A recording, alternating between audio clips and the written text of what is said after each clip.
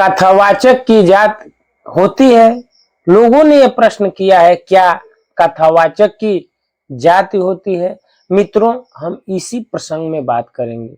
कई लोगों ने यह प्रश्न किया है, क्या व्यासपीठ पर बैठने का कोई नियम होता है या कौन कौन बैठ सकते हैं? मित्रों, मैं आपको यही बताऊंगा। व्यासपीठ पर बैठने का नियम होता है और कौन कौन बैठ सकता है इसका भी नियम है, मैं बताऊंगा। मित्रों, कहा गया है शास्त्रों में कि व्यासपीठ पर वही लोग बैठ सकते हैं जैसे ब्राह्मण, वैष्णव और पंडित। एक तरह से देखा जाए कि ये तीन चार जो भी नाम है, अलग अलग नाम है, लेकिन सबका जो है कार्य एक ही है। मित्रों, ब्राह्मण बैठ सकता है। तो आप कहेंगे कि ब्राह्मण कौन है? तो ब्राह्मण के विषय में भगवत गीता में भी बताया गया है कि ब्राह्मण कौन है। कहा गया है भगवत गीता के अनुसार, ब्राह्मण वह है जिसमें शांति हो, इंद्रियां संयम हो, तपस्या हो, पवित्रता हो, ज्ञान हो, बुद्धि हो, विश्वास जैसे गुण हो। ऐसा नहीं, गीता में ब्राह्मण की पहचान जन्म से नहीं बल्कि गुणों और कर्मों से बताई गई है। इसका मतलब है कि कोई भी व्यक्ति, चाहे वह किसी भी जाति या वर्ण में जन्मा हो, अपने गुणों और कर्मों के आधार पर वह ब्राह्मण बन सकता है। मित्रों, ब्राह्मण बन सकता है। तो आपने देखा भगवत गीता में भगवान ने क्या बताया कि ब्राह्मण वह है जो संयमी हो, ब्राह्मण के मुख बिंदु पे शांति टपकती हो, उसकी इंद्रियां संयम हो, उसके बस में हो, उसके अंदर पवित्रता हो। आपने जो पूछा है कि क्या व्यासपीठ पे कौन बैठ सकता है, क्या कथावाचक की जाति होती है? तो ये चारों वर्णों में से कोई भी बैठ सकता है। इसमें आप देखेंगे कि शूद्र नहीं बैठ सकता, क्षत्रिय बैठ सकता है, नहीं ब्राह्मण बैठ सकता, सभी बैठ सकते हैं। उस भगवान ने बताया है कि सब में ये गुण होने चाहिए। यज्ञो पवित्र संस्कार होता है, 12 संस्कार में से एक ये भी है। उसके वह नियम फॉलो हो तभी वो बैठ सकता है। ऐसा नहीं कि हम कह सकते हैं कि नहीं नहीं, हम जो है पिछड़ा है तो बैठ जाएंगे, क्यों नहीं बैठेंगे? चाहे ब्राह्मण ही हैं तो क्यों नहीं बैठेंगे? उनका यज्ञोपवीत संस्कार हुआ हो। भगवान कहते हैं कि चारों वर्णों में कोई बैठ सकता है, लेकिन वह संयमी हो, वह बुद्धिमान हो, अध्यात्म को जानता हो, तभी बैठ सकता है। उसके ये नियम है, इंद्रियां उसके बस में हो। गीता में भगवान यही बताते हैं, कहते हैं कि जन्म नहीं, ब्राह्मणों की पहचान जन्म नहीं बल्कि गुणों और कर्मों से बताई गई है। इसका मतलब है कि कोई भी व्यक्ति, चाहे जो भी किसी भी वर्ण का हो, वह जो है ब्रह्मत्व को प्राप्त कर सकता है, वो व्यासपीठ पर बैठ सकता है, लेकिन उसके अंदर ये गुण होने चाहिए। अब आप कहेंगे ब्राह्मण, वैष्णव, तो वैष्णव कौन है? वैष्णव के भी यही गुण है। ऐसा नहीं है कि चंदन लगा लिए, टीका लगा लिए, बाल छिलवा लिए, जो है लाल पीला वस्त्र पहन लिए तो आप वैष्णव हैं। आपके अंदर वही गुण है, वैष्णव नाम है, लेकिन वो भी ब्राह्मण ही हो जाएंगे, वो किसी भी वर्ण के हो। पंडित, तो पंडित का भी एक तरह से देखा जाए तो उसमें भी वही गुण आते हैं। भगवान गीता में क्या कहते हैं कि हे अर्जुन, पंडित कौन है? तो पंडित के बारे में बताते हैं कि गौ में, कुत्ता में, चंडाल में और हाथी में सम भाव देखे, मुझे ही देखे, एक जैसा दिखे, वही पंडित है। भगवान कह सकते थे कि पंडित वही है इस वर्ण में जिसका जन्म हो, चाहे ब्राह्मण वो है इस वर्ण में जिसका जन्म हो। उन्होंने तो ये नहीं कहा। वो बताते हैं कि जन्मों से नहीं, कर्मों के आधार पे ब्राह्मण बन सकता है, पंडित बन सकता है, वैष्णव बन सकता है। भगवान यही बताते हैं, ऐसा नहीं, कर्मों के आधार पे। और सर्वप्रथम भगवान जो है जब ये सृष्टि की रचना की तो उसमें भी कर्मों के अनुसार भगवान ने चारों वर्णों की सेवा की। हमने पहले भी बताया कि नारद मुनि अपने पूर्व जन्मों की जब कथा सुनाते हैं तो यही बताते हैं कि हे वेद व्यास जी, मैं पूर्व जन्मों में एक दासी का पुत्र था और भगवान का मैंने भजन किया, तो आज जो है देव ऋषि नारद हूं। तो ये जो भी ब्राह्मण, क्षत्रिय, वैश्य, शूद्र, ये कर्मों के अनुसार कोई वैश्य से क्षत्रिय बन सकता है, फिर क्षत्रिय से शूद्र भी बन सकता है, शूद्र से ब्राह्मण बन सकता है। वह कर्मों इस जन्म में जो है अगर ब्राह्मण है तो हो सकता है कि उसके कर्म अच्छे न हो तो अगले जन्म में क्षत्रिय हो सकता है, या जो है शूद्र हो सकता है, या पशु पक्षी योनियों में जा सकता है, जैसे नारद जी ने अपने पूर्व जन्मों की कथा सुनाई है। मित्रों, आप जो है भगवत गीता को बार बार आप केंद्र बनाकर जब चलेंगे तो समाज में जो है कूटनीतियां नहीं आएंगी। आप जो है, ब्राह्मण का मतलब क्या होता है? एक शब्द है, लाल गोविंद प्रभु हैं, उनकी कथा बहुत सुंदर है, मैं सुनता रहता हूँ। वो बताते हैं कि जब मेरे शुरुआत के दिन था, मैं बम्बे में कथा कहता था तो उस मेरे गुरु देव भी बैठे थे, तो उसमें ब्राह्मणी शब्द आया था। मैं सुना हूं, हो सकता है गलती हो जाए, लेकिन वो यही बताए हैं कि लाल गोविंद प्रभु यही बताते हैं कि ब्राह्मणी शब्द आया।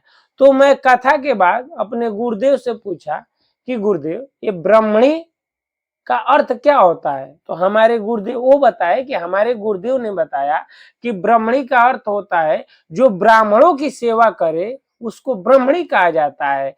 तो हमने समझ लिया। लेकिन लाल गोविंद दास जी कहते हैं कि तब गुरुदेव ने कहा, लाल गोविंद ये भी जान लो कि ब्राह्मण कौन है। तो गुरुदेव ने वो बताया कि गुरुदेव ने बताया कि जो ब्रह्म को जानता है वही ब्राह्मण है। मित्रों, आप जो है कई एंगल से देख सकते हैं। ये भी कहा जाता है कि ब्राह्मण वो है जो उसे तीनों गुण, तमोगुण, रजोगुण और सतोगुण, तीनों गुण उसे बाधित न कर सके। गुणों के विषय में भी विस्तार से बताया गया है। हमारे चैनल पे जो है आप देख सकते हैं कि ये तीन गुण कौन कौन है। तो ऐसा नहीं है कि अगर कोई आपसे कुछ कहा आवेशवश तो आप भी आवेशवश कह देंगे। ब्राह्मण आप वो नहीं है। हाँ, भले ही आप किसी भी वर्ण में आपका जन्म हो, आप जो है आपके अंदर जो मैंने बताया, आपके अंदर संयम नहीं है, आपके अंदर बुद्धि नहीं है, आपके अंदर ज्ञान नहीं है, आपके अंदर पवित्रता नहीं है, आपके अंदर इंद्रियों का संयम नहीं है, तो आप जो है किसी भी वर्ण में आपका जन्म हो, आप व्यास गद्दी पे नहीं बैठ सकते। उसकी ना कोई जाति होती है और ना उसका कोई वर्ण होता है। जो उस योग्य होता है वही व्यास गद्दी पे बैठता है। भगवान गीता में भगवान श्री कृष्ण ने अर्जुन को बताया कि ब्राह्मण, क्षत्रिय, वैश्य और शूद्र ये चार वर्ण गुणों और कर्मों के अनुसार विभाजित हैं, न कि जन्म से। इसलिए ब्राह्मण वो है जो आध्यात्मिक ज्ञान रखता है, अपने कर्तव्यों का पालन करता है और अपने जीवन में शांति, संयम और पवित्रता बनाए रखता है। भगवान ने क्या कहा कि ये चारों वर्ण, ब्राह्मण, वैश्य, क्षत्रिय, शूद्र, ये चार वर्ण जो है गुणों और कर्मों के अनुसार विभाजित हैं, न कि जन्म से। इसलिए जो है आप जो है एक वर्ण का या जो है जन्म से नहीं देख सकते। मित्रों, ये आप कह सकते हैं कि इसकी आपने जो यह प्रश्न किया कि क्या कथावाचक की कोई जाति होती है या वर्ण होता है, तो मित्रों ये बिल्कुल खंडित है कि इसमें ना कोई जाति होती है, ना कोई वर्ण होता है। भगवान स्वयं बताते हैं, जो हमने आपको बताया ये उसके अंदर होने चाहिए। वो अध्यात्म को जानता हो, उस वेद को जानता हो, वो शास्त्र को जानता हो, उसके मन पे, वाणी पे और शरीर पे कंट्रोल हो, वह जो है सात्विक भोजन करता हो, वह जो है पवित्रता से रहता हो, वह जो है अपनी 10 इंद्रियां को अपने बस में कर लिया हो। ऐसा नहीं कि आम मनुष्य जैसा हो, वह जो है शास्त्रों में ईश्वर में विश्वास करने वाला हो, भले ही वह किसी भी वर्ण में हो, ब्राह्मण, क्षत्रिय, वैश्य, शूद्र, ये चारों वर्णों में कहीं भी उसका जन्म हो, लेकिन उसके अंदर ये जो है क्वालिटी न हो, तो वह जो है व्यासपीठ पे नहीं बैठ सकता है। 12 संस्कार होते हैं, उसके अंदर इसमें से जो मुख्य मुख्य संस्कार हैं, उसके अंदर जो है उसके गुण उसके होने चाहिए, तभी ये बैठ सकता है। इसकी ना कोई जाति है, ना कोई वर्ण है। जो योग्यता है, जो शास्त्रों में बताया गया है, वह होना चाहिए, तभी जाकर जो है वह व्यास गद्दी पे बैठ सकता है। मित्रों, आपने ये भी सुना होगा कि वाल्मीकि जी के बारे में बताया जाता है कि उनका जो है ये चारों वर्णों में शुद्ध वर्ण के थे, लेकिन फिर भी जो है उन्होंने ऐसा जो है कर्म किया, ऐसा तपस्या किया कि वह जो है रामायण की रचना कर दी। सूत जी कौन है? उनको जो है सूत जी जो है उनकी माता जो है ब्राह्मणी है और पिता जो है क्षत्रिय है। तो वर्ण बदल जाता है तो वह जो है उसका भी एक जो है अलग कैटेगरी बन जाता है। वो बहुत ऊंचा नहीं बताया जाता है, बहुत नीचा। मतलब वो एक तरह से देखा जाए तो वह जन्म से नहीं, वो कर्म से ही, मतलब दो, पिता जो है किसी और वर्ण के और माता किसी और वर्ण के हैं, फिर भी वह कथा के अधिकारी हुए। उनके अंदर जो है वो संयम था, तो वह जो है पूरी कथा वही सुनाए हैं। लाखों हजारों ऋषि वहां बैठे थे और सूत जी कथा करते हैं। वेद व्यास जी कौन है? वेद व्यास जी के पिता पराशर मुनि हैं, जो तो ब्राह्मण है, लेकिन उनकी माता सत्यवती हैं, जो एक मलाह की लड़की हैं। तो आप बहुत से ऐसे कथा सुने होंगे। तो इसमें जो है शास्त्रों में हमने जो पढ़ा है और जो संतों से, साधु से, आचार्यों से जो मैंने सुना है, उसमें यही बताया गया है कि उसमें जो है अपने जन्म से नहीं, कर्मों से लिया गया है। और भगवान गीता में स्वयं भी बताया है कि कर्मों के ही आधार पे आप जो है ब्राह्मण या जो कुछ भी आप बन सकते हैं। इसमें कोई, आपने ये भी कथा सुना होगा विश्वामित्र जी का। विश्वामित्र जी ने एक बार, उन्होंने सोचा कि मैं तो क्षत्रिय कुल में हूं, लेकिन वो ब्राह्मण बनना चाहते थे। और जब वो ब्राह्मण बनना चाहते थे तो उस समय भी उनका बहुत विरोध हुआ। लोग जो है नहीं मानते थे, उनके ब्राह्मण वर्ण के लोग नहीं उनको मानते थे। लेकिन इतना तपस्या किए कि ब्रह्मा को स्वयं उतर कर बताना पड़ा कि ये ब्रह्मत्व को प्राप्त हो चुके हैं।